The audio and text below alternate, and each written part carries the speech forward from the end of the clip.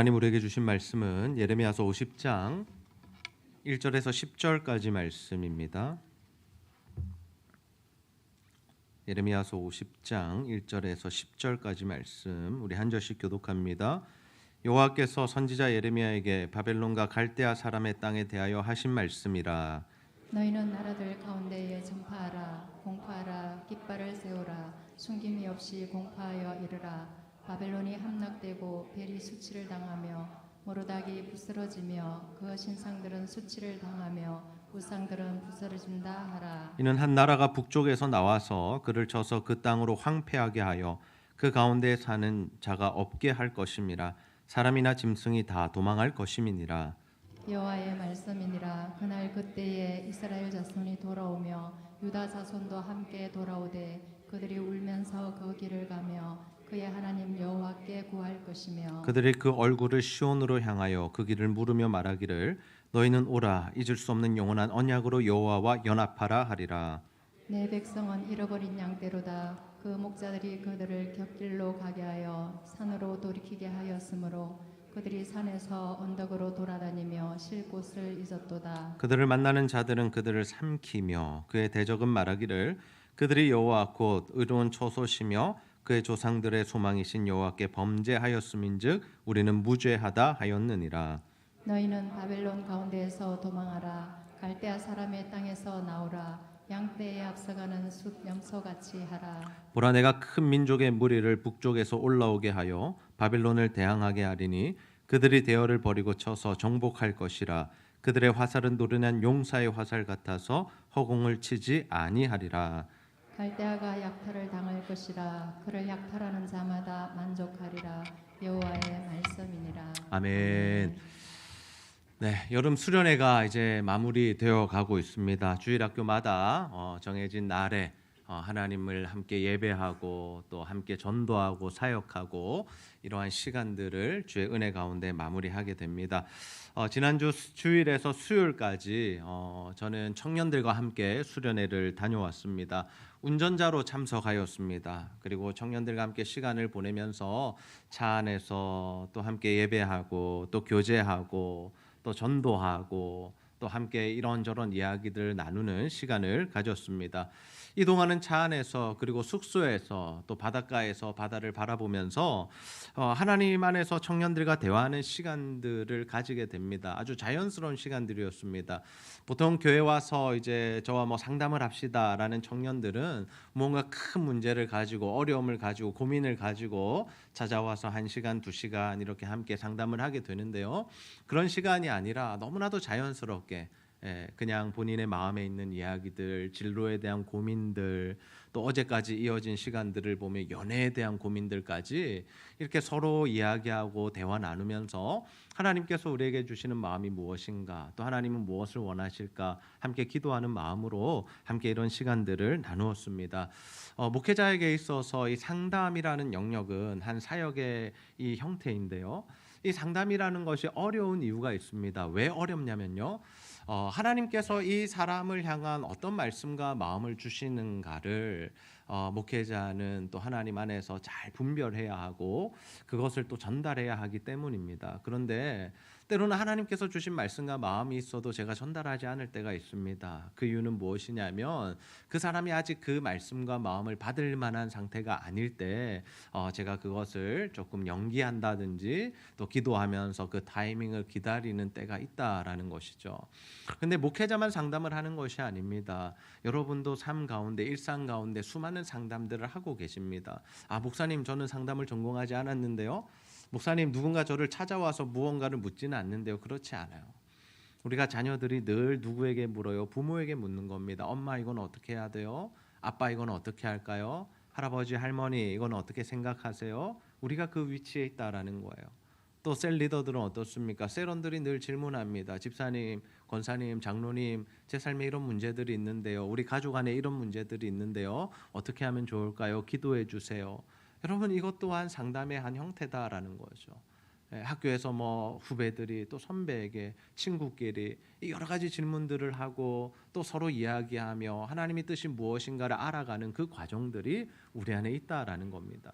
그러면 누군가가 우리에게 이러한 질문들을 해올 때, 흔히 말해서 상담을 요청할 때, 또 이렇게 하나님의 뜻을 함께 구해야 하는 시간들을 가지게 될 때 정말 우리는 그들에게 어떤 인도를 해야 할까요? 어떤 하나님의 말씀을 전해야 하고 그들을 어떤 길로 인도하는 것이 정말 그들도 살리고 하나님 안에서 그들로 하여금 복을 받게 하는 길이 될 수 있느냐라는 거죠.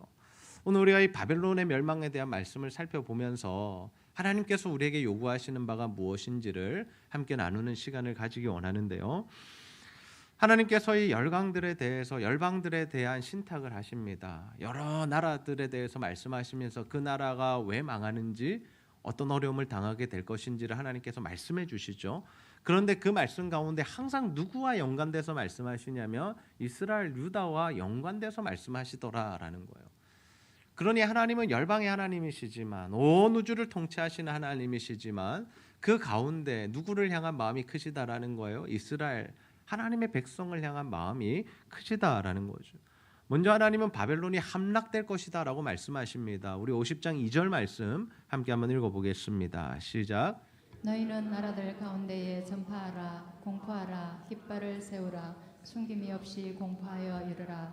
바벨론이 함락되고 벨이 수치를 당하며 모로닥이 부스러지며 그 신상들은 수치를 당하며 우상들은 부스러진다 하라. 아멘. 바벨론은 그 당시에 패권 국가였습니다. 어떤 역할을 했습니까? 온 세계의 망치 역할을 했습니다. 망치 역할을 했다는 건 뭐냐면 나라들을 다 정복하고 다스리고 깨고 부스러뜨렸다라는 거예요. 그만한 힘이 있었고 권력이 있었습니다. 군사력이 있었습니다. 그래서 그 주변의 나라들이 다 정복을 당해요. 그런데 하나님께서 이제 뭐라고 말씀하시냐면 바벨론이 함락당하게 될 것이야 라고 말씀하십니다.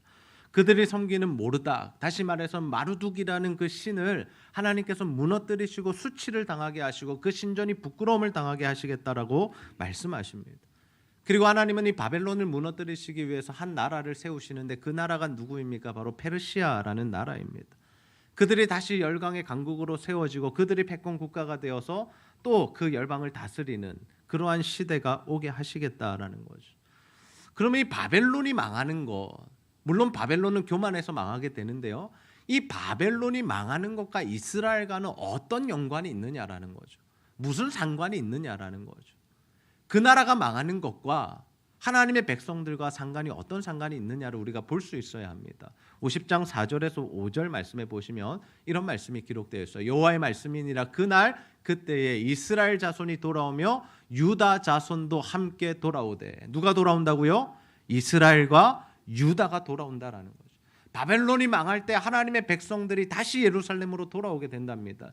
근데 그들이 돌아오는 모습이 어떻습니까? 울면서 그 길을 가며 그의 하나님 여호와께 구한다라는 거예요. 하나님을 찾는다라는 겁니다. 하나님께 기도한다라는 겁니다. 하나님을 다시금 그들이 찾게 된다라는 거죠. 5절에 보십시오. 그들이 그 얼굴을 시온으로 향하여. 이 시온이 어디입니까? 예루살렘 성전이 있는 곳이잖아요. 시온산. 하나님께서 이스라엘 백성들을 만나 주셨던 곳이잖아요. 이제 그들이 어디를 향한다는 거예요? 시온을 향한다라는 겁니다. 그래서 그들이 무슨 이야기를, 우리가 잊을 수 없는 영원한 언약으로 여호와와 연합하자. 여러분, 이 말씀이 어떤 의미일까요? 이스라엘 백성들을 하나님께서 돌아오게 하시는데 그 돌아오게 하시는 이유가 뭐라는 거예요? 그들이 시온을 향하게 하시고 그들이 다시 하나님과 언약을 맺게 하시고 다시금 하나님과 관계 맺으며 예배케 하시겠다라는 거죠. 하나님께서 이스라엘 백성들을 돌아오게 하시고 하나님께서 유다 백성을 돌이키시는 이유가 어디에 있다는 겁니까? 그들로 하여금 뭐 하게 하시기 위해서? 하나님을 예배하게 하시기 위해서 그들을 돌이키신다라는 거예요. 바로 이것이 바로 하나님의 목적입니다. 여러분, 우리의 삶도 마찬가지입니다. 우리 삶 가운데 고난이 있을 수 있어요. 어려움이 있을 수 있어요. 아픔이 있을 수 있어요. 근데 하나님께서 우리를 회복시켜 주시는 이유가 어디에 있다고요? 누구를 예배하기 위함이라고요? 하나님을 예배하기 위함이라고요. 하나님은 이것을 가장 기뻐하신다라는 거예요. 우리가 무엇을 하면 하나님 가장 기뻐하실까? 우리가 예배 드릴 때 하나님 기뻐하신다라는 겁니다. 하나님과 교제하고 하나님을 찬양하고 찬송하고 높여드리고 하나님의 말씀을 듣고 그 말씀 안에서 살기로 결단하고 하나님 앞에 그렇게 도와달라고 기도하는 이 모든 예배를 통해서 하나님이 영광을 받으신다라는 거예요. 오늘도 예배 자리에 나오신 우리 성도님들 한 분 한 분을 주님의 이름으로 축복합니다. 여러분, 이 시간이 정말 귀한 시간임을 아셔야 돼요. 하나님을 예배하는 거. 하나님이 우리를 자녀 삼으신 목적이 바로 거기에 있다라는 거. 하나님이 우리를 택하신 이유가 바로 거기에 있다라는 겁니다. 하나님을 예배하게 하시겠다. 하나님이 이스라엘 백성들, 유다 백성들을 완전히 잊으신 것이 아닙니다. 그들에게 어떤 시간을 주신 거예요? 회개하는 시간을 주신 거예요. 정결케 되는 시간을 주신 거예요. 여러분, 삶의 어려움과 고난이 있을 때 절대로 낙심하지 마십시오. 낭망하지 마십시오. 인생을 포기하지 마십시오. 하나님 우리에게 그 시간을 허락하신 이유가 뭐라고요? 우리가 하나님 앞에서 죄를 해결하고 하나님 앞에 정결케 되고 다시 하나님만 사랑하는 그 시간을 주시기 위해서 우리에게 그 어려움의 시간들이 허락되어진다라는 거예요. 이스라엘 백성들 70년 동안 뭐 했습니까? 바벨론의 포로로 끌려가 있었습니다. 편했을까요? 불편했습니다. 그러나 그곳에서 한 일이 무엇일까요? 다시 하나님을 바라보는 일이죠. 우리가 왜 망하게 되었는가를 다시 한번 돌아보면서 이제는 그렇게 살지 않아야겠다는 그 결단을 그들이 바벨론 땅에서 하게 되는 것이죠. 이제 때가 되어 하나님 그들을 돌아오게 하십니다. 다시 유다에서 살게 하시죠. 이제 연합하시고 영원한 언약 속에서 살게 하신다라는 겁니다. 그런데 이러한 귀한 말씀을 주셔요. 바벨론이 무너지고 이스라엘과 유다가 돌아오고 이제 하나님 안에서 예배하고 다시 회복될 거야라는 이 귀한 말씀을 주시면서 하나님께서 그들이 왜 바벨론에 끌려가야 했는지, 그들의 죄가 무엇인지 단편적인 그 죄 한 가지, 그 한 가지를 꼬집어서 오늘 말씀하시는데 그 죄가 무엇인가 하면 50장 6절 말씀에 기록되어 있습니다. 우리 함께 한번 읽어봅시다. 시작. 내 백성은 잃어버린 양떼로다. 그 목자들이 그들을 곁길로 가게 하여 산으로 돌이키게 하였으므로 그들이 산에서 언덕으로 돌아다니며 쉴 곳을 잊었도다. 아멘. 하나님 이스라엘 뭐라고 부르세요? 내 백성이라 부르세요. 내 백성. 이스라엘 내 백성이야. 하나님의 것입니다. 하나님의 소유입니다. 근데 그들의 지금 처지가 어떻다고요? 잃어버린 양이 되었다고요. 길을 잃어버린 양이 되었대요. 유리하고 방황하는 양이 되었대요. 근데 그 이유가 어디에 있습니까? 우리는 알고 있죠. 그들이 우상을 숭배했기 때문에, 하나님만 사랑하지 않았기 때문에, 세상을 사랑했기 때문에 이렇게 되었죠. 근데 거기에 가장 중요한 사람들의 죄를 지적하세요. 그들이 누구냐면 바로 목자들. 그 당시의 지도자들. 지도자들은 누가 있습니까? 왕이 있었겠죠. 그 땅을 다스렸던 고관들이 있었겠죠. 영적인 지도자들이 있었을 겁니다. 근데 그들을 어디로 인도했다는 거예요? 산으로 인도했다라는 거예요. 하나님의 말씀대로 살게 하지 않았어요. 열왕기서를 우리가 묵상해 보면요, 계속해서 왕들이 했던 일, 북이스라엘과 남유다의 왕들이 했던 일이 뭐냐면 우상을 섬기고 하나님을 따르지 않고 몇 명의 왕들이 종교 개혁을 하고 다시 하나님을 섬기기로 하고 우상의 신전들을 깨부수는 일들을 했지만 더 많은 숫자의 왕들이, 대부분의 왕들이 했던 일이 뭐냐면 우상을 섬기고 하나님을 떠나고 율법책이 발견되면 찢어버리고 불태워버리고, 예레미야나 정말 하나님의 말씀을 제대로 전달했던 그 선지자들 핍박하고 감옥에 쳐넣고 죽여버리는 일들을 했다라는 거예요. 그것 때문에 백성들이 지금 어떤 처지에 이르렀다고요? 산에서 유리하고 방황하게 되었다라는 거예요. 그 결과가 무엇이에요? 7절 말씀 보세요. 어떤 일들이 일어나요? 그들을 만나는 자들은 그들을 삼켰다라는 거예요. 하나님의 백성들이 왜 이방 나라에 의해서 괴롭힘을 당했습니까? 하나님 말씀하셨잖아요. 가나안 땅에 들어가서 너희들이 내 말을 잘 듣고 그 말씀대로만 행하면 내가 너희들 잘 먹고 잘 살게 해줄게. 이른 비와 늦은 비를 줄게. 먹는 거 걱정하지 않게 해줄게 라고 분명히 말씀하셨잖아요. 그런데 왜 그들이 가나안 땅에 들어가서 그 고난을 당했느냐고요? 하나님 말씀대로 살지 않았기 때문이죠. 주의 말씀을 지키지 않았기 때문이죠. 우상을 섬겼기 때문입니다. 그래서 그들 가운데 어려움과 아픔들이 있었던 거죠. 그 죄가 누구의 죄라는 거예요? 지도자들의 죄라는 거예요. 지도자들의 죄예요. 그래서 우리는 지도자를 잘 만나야 되는 겁니다. 정말 우리가 지도자를 잘 만나야 하는 이유가 여기에 있는 거예요. 우리가 잘못된 지도자를 만나면요, 우리의 인생이 완전히 힘들어질 수 있다라는 거예요.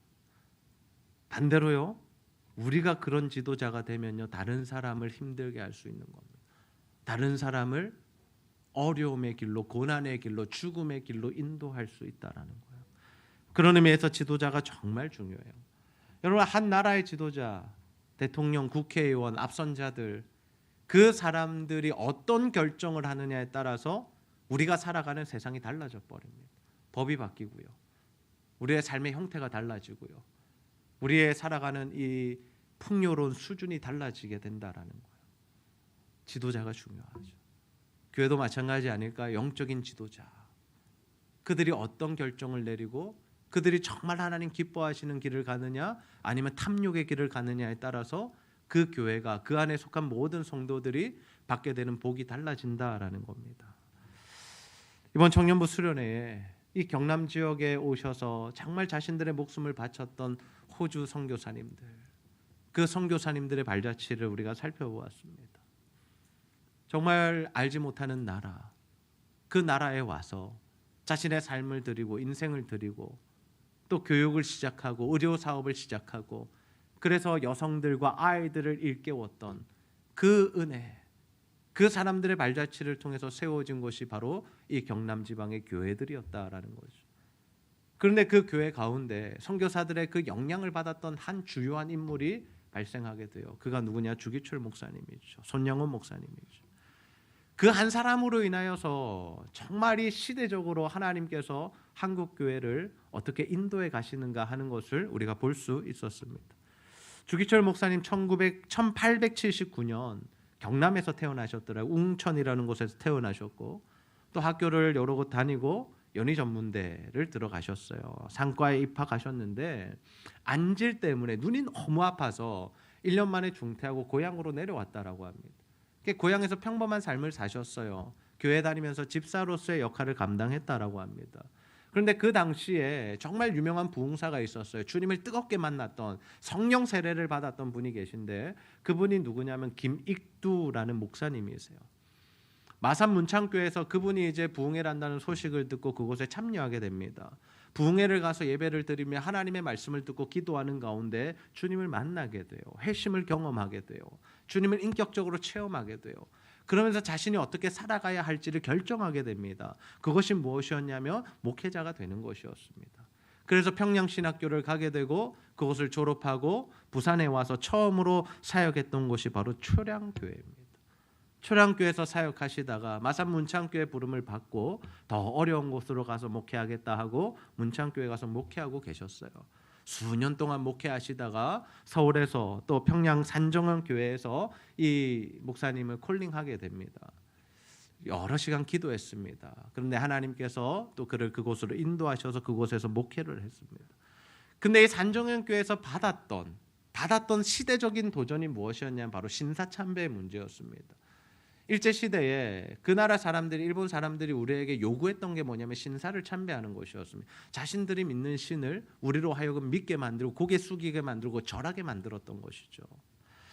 예배드리기 전에 어떻게 하라는 겁니까? 일본 순사가 와 있는 겁니다. 너희들 예배드리기 전에 일본이 있는 저 일본 땅을 향해서 동쪽을 향해서 고개 한번 숙이고 나서 예배드려.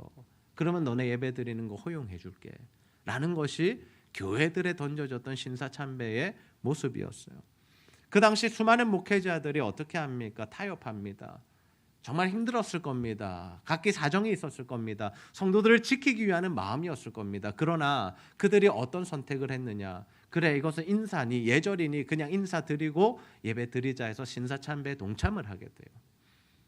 그러나 그 시대에 주기철 목사님은 어떤 결정을 내렸을까요? 나는 그럴 수 없다라는 겁니다. 우리는 그럴 수 없다라는 겁니다. 왜? 우리가 믿는 하나님, 유일하신 하나님인데 그분 외에 우리가 어디에 가서 고개를 숙이고 누구에게 절을 해야 되겠느냐라는 거죠. 그럴 수 없다라는 겁니다. 우리는 믿음을 지키겠다라는 겁니다. 당연히 어려움 당할 것 알았습니다. 그러나 끝까지 믿음을 지키기 위해서 신사참배하지 않겠다는 설교를 하고 공식적인 자리에서 그것을 거부해 버리죠. 그것 때문에 주기철 목사님이 당했던 고난이 엄청난 고난이 있었습니다. 어떤 고난을 당했는지 제가 쭉 읽어봤는데요. 그 중에 기억나는 것이 물을 먹인답니다. 뭐 고춧가루, 뭐 풀물인지 아무튼 그냥 물인지 먹여서 어떻게 하는 줄 아세요? 물이 가득 차서 배가 불룩하게 튀어나오면요. 그 배를 짓눌러서 다시 그 물을 토하게 했다라고 합니다. 그리고 손톱과 발톱을 다 뽑았대요. 그리고 거기를 망치로 때렸대요. 나중에는 거꾸로 매달아 놓고 매질을 했다라고 합니다. 더 심한 것들이 있는데 제가 좀 표현하기가 그래서 여러분 나중에 한번 검색해 보시 시간 되시면 창원에 항일 기념관인가요? 항일 운동 주길철 목사 순교 기념관 아무튼 그런 곳이 있습니다. 그곳에 꼭 한번 방문해 보셨으면 좋겠어요. 정말 그들이 악랄했던 것은 뭐냐면요. 나중에 주길철 목사님이 끝까지 그 자신의 그 의지와 신사참배의 그 문제를 끝까지 고집하니까 안 하겠다라고 하니까 누구를 데려오냐면 고문의 현장에 가족들을 데려와요. 그 어머니와 아내, 자녀들 데려와 가지고 뭘 보게 안 좋았어요. 그 고난 받는 모습을 보게 한 거. 주길철 목사 어머님 기절했다라고 합니다. 아이들은 트라우마가 생기는 거죠. 아버지가 고난 받는 모습을 보면서. 그럼에도 끝까지 굽히지 않았다라고 합니다. 그리고 어떻게 돼요? 해방되기 1년 전에 해방을 보기도 못하고 건강 악화로 수많은 고문과 아픔을 당했기 때문에 그렇게 돌아가셨다라고요. 그래서 우리는 그분이 순교자다라고 그렇게 표현하는 거죠. 여러분 한 목회자의 결단입니다. 한 신앙인의 결단입니다. 한 지도자의 희생입니다. 그것으로 인해서 뭐가 지켜지는 거야? 한국 교회가 지켜지는 거예요. 그 교회 함께 어려움을 당했다라고 해요. 그 목사님이 주기철 목사님이 목회했던 그 교회 당연히 함께 고난 당했겠죠. 당연히 어려움이 있었겠죠. 누군가도 끌려가서 고문을 당했겠죠. 그러나 뭐가 지켜지는 거예요? 여호와 신앙이 지켜지는 거죠.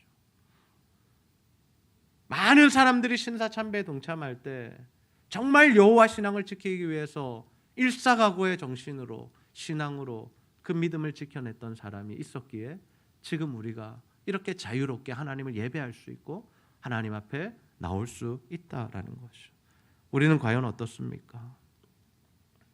정말 하나님을 믿노라라고 이야기하면서 우리는 죽으면 천국 간다라고 심지어 마음에 확신까지 가지고 있으면서 정말 하나님만을 위한 삶을 살아가고 있습니까? 세상에서 오는 그런 어려움들, 핍박들 우리에게 많지 않습니다. 솔직히 말하면 조금 손해볼 수 있고요.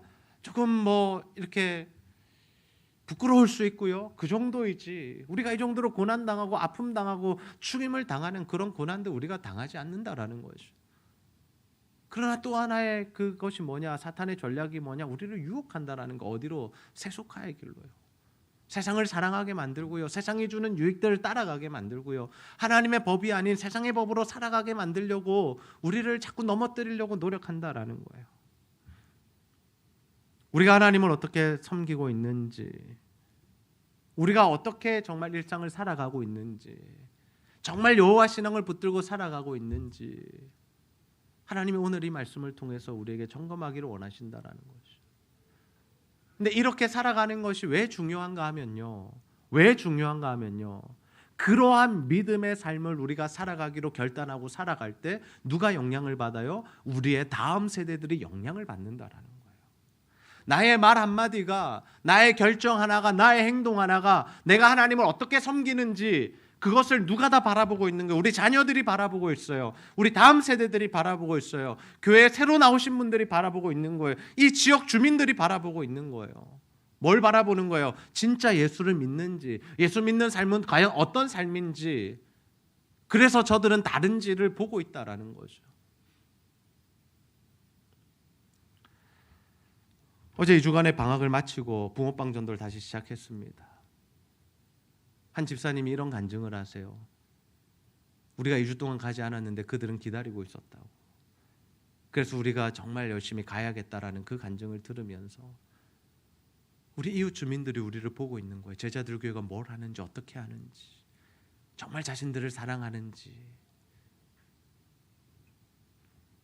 우리 자녀들이요, 부모의 삶을 보고 있습니다. 여러분 공부하라 한다고 애들이 공부하면 얼마나 좋겠습니까? 정직해라 한다고 정직하면 얼마나 좋겠습니까? 그런데요, 보통은 보면요, 그 부모의 신앙을 자녀들이 물려받아요. 부모의 삶의 행동과 삶의 습성들을요, 자녀들이 많이 물려받아요. 걸음걸이까지 비슷해요. 말투까지 비슷해요. 웃는 모습까지 비슷해요. 생각조차도 비슷해요. 그래서 부모는 하나님 앞에 바로 서야 하는 겁니다. 더 나아가서요, 목회자들, 영적인 지도자들은 하나님 앞에 바로 서야 돼요. 우리가 복음의 본질을 붙들고 하나님 앞에서 정말 세상과 타협하지 않는 삶을 살아야 성도들이 그 길을 따라오는 겁니다. 그런 면에서 우리들에게 책임이 있어요. 저에게 책임이 있고요. 먼저 된 자들, 셀 리더들에게 또 예수를 먼저 믿은 자들에게 책임이 있는 거죠. 여러분, 사람을 좋게 하려는 신앙생활 하지 마시고 정말 하나님을 기쁘시게 하는 신앙생활에 나가시기를 주님의 이름으로 축복합니다. 늘 하나님을 염두에 두세요. 하나님 예레미야를 통해서 이스라엘 백성들에게 어떤 말씀을 주세요? 8절 말씀 보십시오. 8절 말씀 함께 읽겠습니다. 시작. 너희는 바벨론 가운데에서 도망하라. 갈대아 사람의 땅에서 나오라. 양떼에 앞서가는 숫 염소같이 하라. 아멘. 바벨론 가운데서 어떻게 하라고요? 도망하라. 도망하라고 하는 거예요. 도망해. 왜 도망가야 됩니까? 이 세속화의 물결은 굉장히 강력한 겁니다. 여러분, 우리 한 사람이 싸워서 이길 수 있는 부분이 아니에요. 물론 그렇게 싸우시는 믿음의 선조들이 있었고 그렇게 싸움을 하고 있는 지금 시대의 믿음의 사람들이 있습니다. 최전선에 서서 하나님 나라의 가치를 지켜가기 위해서 데모하고 싸우시는 분들도 계세요. 그러나 대부분의 경우 어때요? 우리가 이 세속화의 물결로부터 도망쳐야 되는 겁니다. 요셉이 보디발 아내의 유혹을 받을 때 어떻게 했다고 그래요? 도망갔다 그러잖아요. 도망쳐야 되는 거예요. 속히 벗어나야 되는 거예요. 우리가 그냥 세상에 머물면서 그 세상이 주는 유익을 누리면서 하나님 믿겠다 그러는 순간 우리는 점점 빠져드는 거예요. 우리의 발을 빼지 못하는 겁니다. 점점 깊이 들어가는 겁니다. 하나님 말씀에서 멀어지는 겁니다. 우리 인생 가운데 어려움이 임하게 되는 거죠. 그래서 빨리 도망쳐 나오셔야 돼요. 여러분, 세속화의 물결로부터 속히 빠져나오시기를 주님의 이름으로 축복합니다. 나오셔야 돼요. 나오셔야 돼요. 도망가라 그러잖아요.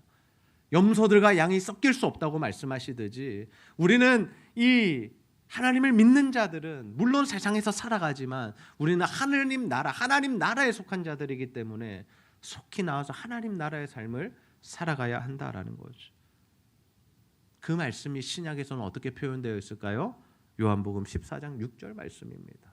함께 읽습니다. 시작. 예수께서 이르시되 내가 곧 길이요 진리요 생명이니 나로 말미암지 않고는 아버지께로 올 자가 없느니라. 아멘. 예수님만이 길이요 진리요 생명이시기 때문에 아버지께로 가는 길은 예수님밖에 없대요. 그럼 우리가 무엇을 붙들어야 돼요? 예수님만 붙들어야 되는 거예요. 우리 공동체가 살 길은 어디에 있는 거예요? 예수 그리스도께 있는 거예요. 그러면 우리는 어떤 삶을 살아야 돼요? 예수 그리스도의 말씀을 붙드는 삶을 살아야 한다라는 거죠.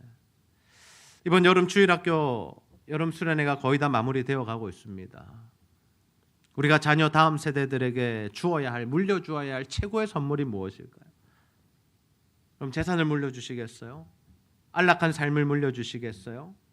아이들에게 좋은 학력을 가질 수 있도록 도와주시겠어요? 좋은 직장에 갈 수 있도록 그렇게 힘을 써주시겠어요? 할 수 있는 부분 최선을 다해서 하시면 됩니다. 다 하셔도 돼요. 하나님 안에서 하나님 주신 것들 누리면서 사는 것 죄는 아닙니다. 그러나 그런 것들을 하시느라 우리가 신앙을 전수하지 못한다라면 여호와 신앙보다 그것이 더 중요한 가치로 그들에게 느껴진다라면 우리는 자녀 교육에서 실패하는 거예요. 그럼 우리는 뭘 해야 됩니까? 아이들이요 조금 덜 배워도 돼요. 아이들 조금 좋은 대학에 가지 못해도 됩니다. 조금 연봉이 낮은 직장에 가도 돼요. 그러나 그들이 누굴 붙들고 살면 되는 겁니까? 예수 그리스도를 붙들고 살 수 있는 그 길을 우리 부모들이 마련해 주어야 한다라는 거예요. 참 감사한 일이 하나 있어 공유하고자 합니다. 오늘 유초등부 아이들과 학부모들이 김해 비전 선교 교회에 가게 됩니다. 이것은 어떤 교회냐면 지난번에도 말씀드렸지만 김해에서 개척한 교회고 그것은 이주민 선교를 위한 교회고 그래서 한 목사님께서 자신이 가진 달란트인 태권도를 통해서 아이들을 양육하고 복음 전하는 교회입니다. 근데 들어보니까 26개국에서 50명의 아이들이 온대요. 뭐 한 명씩 오는 애들도 있지만 여러 명씩 오는 애들이 있어서 아무튼 그렇지만 어쨌든 26개국에 50명의 아이들이 매주 주일마다 와서 뭘 하는 거예요? 1시간 예배를 드리고 그 다음에 무료로 태권도를 가르쳐 주는 거예요. 근데 이주민들이 어때요? 태권도를 배우고 싶은데 보통의 도장 다니면 한 달에 10만 원, 15만 원 내야 되는데 여기 보내면 원래 공짜잖아요. 태권도 한류 열풍 있잖아요. 이번에 올림픽에서도 우리가 메달 많이 땄잖아요. 그러니까 아이들을 보내주는 거예요.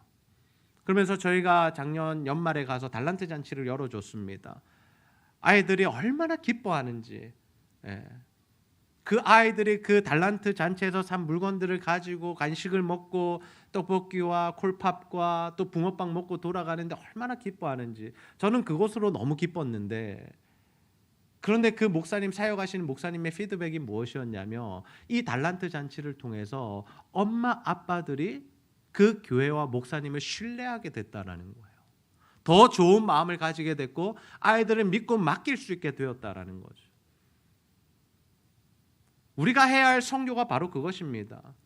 우리가 김해까지 가서 정말 하나님의 일을 감당하면서 그 친구들이 우리 교회에 오기를 바라는 마음으로 사역하는 것이 아니라 그 현지 사역자가, 그 사역을 하시는 분이 더 신뢰를 받을 수 있고 하나님의 일을 더 감당할 수 있게 만들어줄 수 있는 것이 우리의 선교 전략이다라는 거죠. 그런 의미에서 정말 이 마음이 있었어요. 우리가 이 달란트 잔치 2번 하는 건 좀 부담된다라는 마음이 있어서 우리가 연말에만 가겠습니다라고 말씀을 드렸는데, 이번에 우리가 온 가족 수양회를 했잖아요. 경주에서 수양회를 하는데 하나님께서 주신 마음이 있었어요. 무슨 마음이 있었냐면 얘네들이 수박 하체는 만들어 먹어봤을까라는 마음이었어요. 수박 하체 좀 만들어주고 싶다. 우리도 잘 못해 먹지만 그러나 이들이 정말 그런 거 한번 해봤으면 좋겠다. 그래서 제가 우리 영아유치부 유초등부 부장님들에게 이 비전을 공유했습니다. 하나님 이런 마음 주시는데 어떡할까요? 감사하게도 같이 하겠다 하시더라고요. 예. 그래서 이 일이 이제 알려지게 되고 준비가 되어집니다. 그날이 바로 오늘입니다. 예. 그래서 수박도 사가고 후르츠 칵테일도 사가고 음료수도 사가고 아무튼 아이들로 하여금 그 일들을 하게 할 거예요. 근데 그것만 하느냐? 아니요. 가서 예배해요. 제가 설교하고 또 함께 예배하고 화채 만들게 하는데, 제가 오늘은 그 목사님께 뭘 부탁드렸냐면 자녀들만 오는 게 아니라 부모들도 좀 초대하시라고. 같이 만들어 보면 좋잖아요. 엄마 아빠가 같이 앉아서 아이들과 함께 그런 시간들을 가지게 될 것입니다. 근데 그 시간을 가지려고 이제 계획을 하고 있는데 저와 전혀 이제 상의하지 않으시고 또 한 장로님께서 어제 전도하시는 그 문구점이 문을 닫는다는 소식을 들으시고 항상 이제 이 문을 닫을 때는 뭘 하죠? 폭탄 세일을 하잖아요. 폭탄 세일을 한다는 소식을 듣고 가셔서 문구류를 엄청나게 많이 사주셨어요. 제가 듣기로 한 100만 원 가량 사셨다는데 사셔서 여기에 이제 기부를 해주신 거예요. 그래서 저희가 2손 가득 수박만 들고 가는 게 아니라 문구류도 이제 가지고 갈 수 있게 됐어요. 여러분, 누가 복 받는 일일까요? 첫 번째, 김해 비전 선교교회에 다니는 애들이 복을 받을 거예요. 누구 때문에? 하나님 때문에. 두 번째, 누가 복을 받을까요? 헌신하신 분이 복을 받겠죠. 또 그 가정이 복을 받겠죠. 근데 세 번째를 기억하셔야 돼요. 이 헌신을 통해서 누가 복을 받아요? 우리 제자들 교회가 함께 복을 받는 거예요. 여러분, 우리가 교회라는 이름으로 하나님의 일들을 감당하면요, 하나님이 그 헌신하는 자에게도 복을 주시지만 누구에게도 복을 주시냐면요, 함께 한 공동체를 이룬 우리 교회 가운데도 복을 주시는 줄 여러분 믿으시기를 바랍니다. 우리가 어떤 결정을 하느냐에 따라서, 우리가 하나님 앞에 어떻게 살기로 결정하는지에 따라서 하나님이 일하시는 거예요. 하나님의 역사가 나타나는 겁니다. 여러분이 어떤 결정을 하고 여러분이 어떤 삶을 살아가는지를 우리 다음 세대들이 다 보고 있어요. 제가 우리 교회에서 사역하면서 감사한 것 중에 하나가 그거예요. 우리 어르신들의 믿음이 너무 좋다라는 거예요. 우리 어르신들이 정말 복음으로 살아가고 교회에서 다투거나 싸우거나 세상적인 가치관을 들이밀지 않고 하나님 말씀대로 복음대로 실천하는 삶을 사시니까 우리 다음 세대들이 그걸 보고 자라는 거예요. 청년들이 그 믿음의 헌신을 바라보며 자라나고 있어요. 그 다음 세대 유초등부 아이들이 그걸 또 보고 자라나고 있는 거예요. 어제 이 3대가 함께 붕어빵 전도를 나갔는데 얼마나 제 가슴이 뛰던지. 또 하나 또 일을 제가 벌렸습니다. 청년들이 한 달에 한 번 와서 같이 붕어빵 전도 하거든요. 유초동부도 한 달에 한 번 같이 합시다. 제가 우리 아이들도 복음 전하는 그 감격을 누리고 일평생 복음 전하는 자로 살아가겠다고 하는 그 하나님 앞에 결단들을 가지게 하는 거, 그것이 우리 어른들의 책임이고 지도자들의 책임이고 목자된 자들의 책임인 줄로 믿습니다. 여러분, 우리에게 맡겨진 책임 하나님 안에서 건강하게 잘 해내는 저와 여러분 다 되시기를 소원합니다. 하나님 말씀하시며 움직이십시오. 하나님 말씀을 따라가시면 돼요. 내 감정, 내 생각대로 움직이지 마시고 하나님이 말씀하시고 성령이 마음 주시면 반드시 순종하셔서 여러분의 길이 하나님께 은혜의 길이 되실 뿐만 아니라 여러분의 가정과 여러분의 다음 세대와 또 교회와 이 지역과 정말 열방을 살려내는 그 거룩한 삶, 하나님께 붙들려 쓰임 받는 삶 다 되시기를 주님의 이름으로 축복합니다.